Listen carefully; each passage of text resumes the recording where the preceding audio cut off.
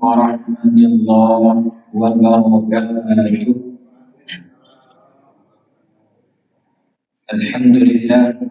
Alhamdulillahi rabbil alamin. Hamdan tayyiban mubarakan fihi kama yuhibbu rabbuna wa yarda. Asyhadu an la ilaha illallah wa asyhadu anna Muhammadan abduhu wa rasuluh. La nabiyya wa la rasula ba'da. Amma ba'd. Kaum muslimin sidang jemaah syukur rahimakumullah. Bersyukur kepada Allah Subhanahu wa taala, masih diberikan nikmat kesempatan, masih diberikan nikmat kehidupan, masih diberikan berbagai nikmat oleh Allah Subhanahu wa taala pada pagi yang berbahagia ini, sehingga kita dapat bersimpuh sujud untuk bersyukur kepada Allah Subhanahu wa taala. Kemudian salawat dan salam tidak lupa kita sampaikan buat baginda Rasulullah sallallahu alaihi wasallam. Allahumma salli ala Muhammad wa ala ali Muhammad.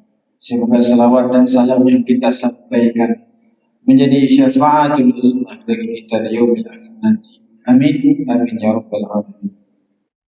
Baik Bapak dan Ibu, kita lanjutkan kajian hadis Kitab Arba'in An-Nawawi, lanjutan hadis ke-25, At-tanafasu bil khair wal fadlu zikr. Lanjutan hadis, Bismillahirrahmanirrahim. Wa wad'i fihi sadaq. Fil wad'i sadaq. Berhubungan suami istri, orang-orang yang telah halal juga terhitung sedekah. Faqala, maka berkata para sahabat kepada Rasul, bertanya para sahabat kepada baginda Rasulullah sallallahu alaihi wasallam, ya Rasulullah, lau ata ahaduna, jika datang salah seorang di antara kami syahwatahu, syahwatnya,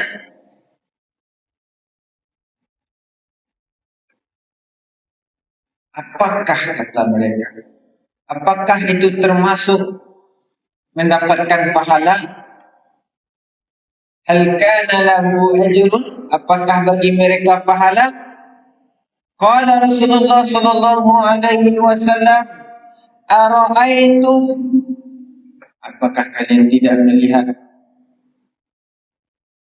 law wada'a fil haram, jika mereka meletakkan mengerjakan yang haram, akana alaihi wizrun, bukankah bagi mereka itu adalah dosa? Fakadzalika, maka begitu juga, idza wada'a fil haram, jika mereka mengerjakan yang halal, fakana alaihi ajrun, maka bagi mereka pahala. Di sini kita bisa mendapatkan pahala dari sisi duniawi. Pasangan-pasangan ketika bergejolak nafsunya, kemudian mendatangi pasangannya, maka akan bernilai pahala di sisi Allah Subhanahu wa taala. Apakah lantas bernilai pahala? Tidak, tergantung kepada niatnya. Kalau niatnya karena Allah Subhanahu wa taala untuk menjaga iffah, menjaga isah di dalam dirinya, maka akan terhitung pahala di sisi Allah Subhanahu wa taala. Namun, jikalau mencari cara lain, mencari jalan lain selain yang halal, maka akan terhitung dosa oleh Allah Subhanahu wa taala. Coba jadi gini Pak. Barang kasus awak di Sumatera Barat saya, kasus HIV, AIDS, penyakit kelamin. Kenapa? Karena ganti pasangan, ganti pasangan, tak cukup je seorang saja. 1.834 kasus AIDS di Sumatera Barat, banyak. berhubungan dengan gonta-ganti pasangan. Itu penyakit bapak dan ibu. Penyakit yang diturunkan dari Allah Subhanahu wa taala untuk orang-orang yang menyelisih perintah Allah Subhanahu wa taala. Dalam sebuah hadisnya dikatakan, kalau bergejolak nafsunya datangi pasangannya, tidak datangi orang lain. Namun kasus segitiga membaca terjadi pada anak-anak remaja, anak-anak SMP, SMA, bahkan anak-anak kuliah. Kenapa pengaruh media sosial tadi? Pengaruh tontonan. Banyak kasus terjadi. Banyak pula orang-orang yang hamil di luar nikah. Na'udzubillah, summa na'udzubillah. Kok ini kadanglah biasa sih nak. Lah menjadi hal biasa. Tak ada rasa malu lah dok. Anaknya ambil dia nikah, anak nikahan saya lain. Tidak cukup dengan nikah saya dah bapak tadi. Kalau anak, misalnya anak padusi ambil di luar nikah, kok nyampangnya punya anak padusi, tidak bisa dinasabkan kepada ayahnya. Dan bisa dipanggilnya dok dengan nasab ayahnya, dinisbahkan kepada ayahnya, tidak bisa. Ayu binti Sudirman, Ayu bin Sudirman tidak bisa. Ayu binti Maimunah baru bisa dinasabkan kepada ibunya. Begini dengan bangganya orang. Lah jeli-jeli anaknya lahir di luar nikah, dinisbatkan pula kepada ayahnya. Anaknya rancak, padusi rancak, ternyangkangnya bisa menikah. Lo kabar alik lo anak boleh dengan PD pula bapaknya. Saya nikahkan anak kandung saya dengan Fulan bin Fulan. Padahal itu anaknya tak bisa dinasabkan kepada orang lainnya. Maka seumur anaknya akan zina. Jatuh kepada zina bapak dia karena pernikahannya tidak sah. Tidak sah nasabnya kepada bapaknya. Tidak bisa diwalikan kepada bapaknya. Maka pernikahan anaknya, ke cucunya, ke selanjutnya terhitung pernikahan zina. Coba yang tanggung. Para banyak dosa yang tanggung di apa? Banyak dosa yang tanggung di amal. Zina banyak tak jadi di tempat kita gini. Jalla-jalla Allah mengatakan, a'udzubillahi minasyaitonirrajim. La taqrabu zina. Janganlah sekali-kali kalian mendekati zina. Innahu fahishatan wa sa'a sabila. Sungguh zina itu perbuatan yang sangat-sangat keji kata Allah Subhanahu wa taala, dan jalan yang sangat buruk. Anak-anak muda kini, anak remaja, anak-anak kuliah biasa, saya kumpul laki-laki dibawa ke kosong. Itu perlu jadi pelajaran bagi apa-apa kos itu kos. Apalagi kos-kos padusi. Kok ada laki-laki masuk ke kosnya dicegah. Awak sebagai ibu kos misalnya, sebagai bapak kos, itu tanggung jawab awak. Tanggung jawab awak. Kok ada orang ke kosnya, kok ada laki-laki masuk ke kos padusi, tegur. Tidak dipadiasi. Lacu laki bini saya jadi di kos motor, karim-karim bareng laut, dibawa ke kafe, dibuka mama, dipadiasi. Zina itu tidak cukup dengan apa saja, dengan berhubungan dah. Zina ku banyak puluh macamnya apa. Zina mata dengan mancan lihat. Zina telinga dengan mendengar. Zina tangan dengan memegang. zina kaki dengan melangkah kepada tujuan zina. Zina pula terbagi menjadi dua. Yang pertama, zina muhsan. Apa pula zina muhsan? Zina muhsan ku adalah orang adalah balaki, orang adalah babini, kemudian dia melakukan zina di orang lain, itu zina muhsan. Hukumnya apa? Hukumnya dirajam sampai mati. Dikubur tinggal kepala dia pokok sampai mati. Itu hukuman. Adapun yang ghairu muhsan, alum balaki dan alum bini masih remaja-remaja kemudian berzina.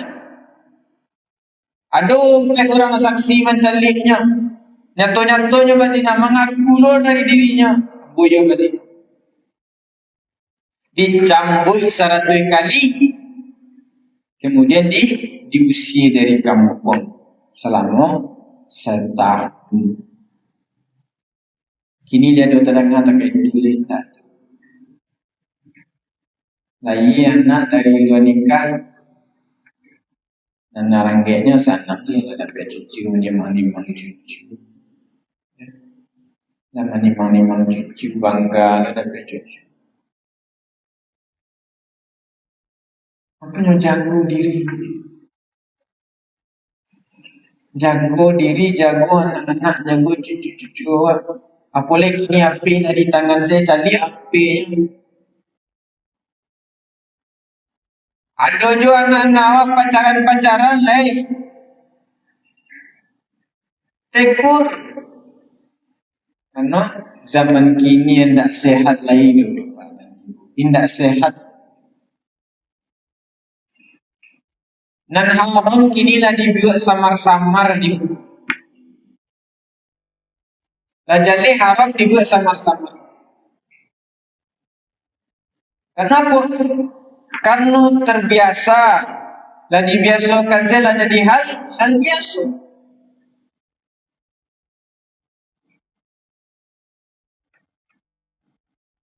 Banyak kasus-kasus awal di Sumatera Barat, alun lain LGBT dan pergaulan bebas. Makanya kata Rasulullah SAW, kalau anak-anak muda, anak-anak remaja, anak-anak yang lah siap untuk beralek, lah siap untuk menikah, nikahkanlah. Jangan ditahan-tahan dulu. Bakut tanya Tuhan kepada dan haram, siapa yang salah? Kurang kaya.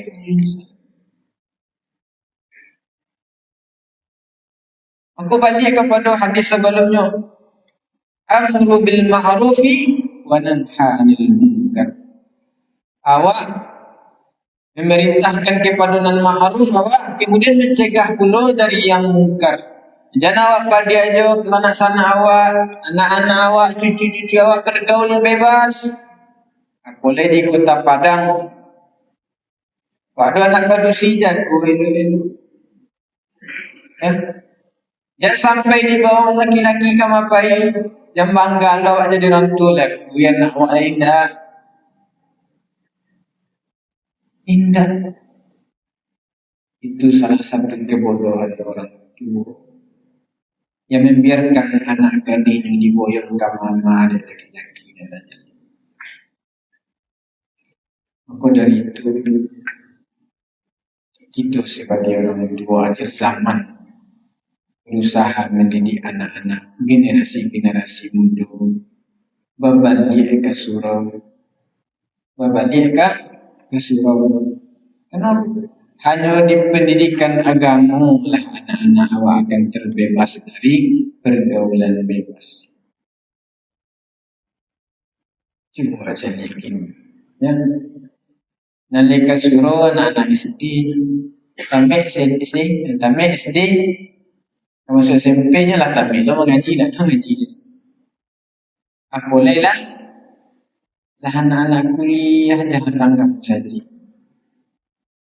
Lah sibuk dengan tugas-tugas kuliah, sibuk di kafe-kafe nongkrong-nongkrong, Khawatir awak bapak dan ibu. Ketika Allah marah, ketika Allah tumpahkan bala musibah kepada negara awak dan celaka ndak inyu sedo, awak sadonyo ka akan celaka. Awak kadiase perzinahan di kampung awak kadiase LGBT di kampung awak, menyampang tiba kampung kadang hancur awak sadonyo.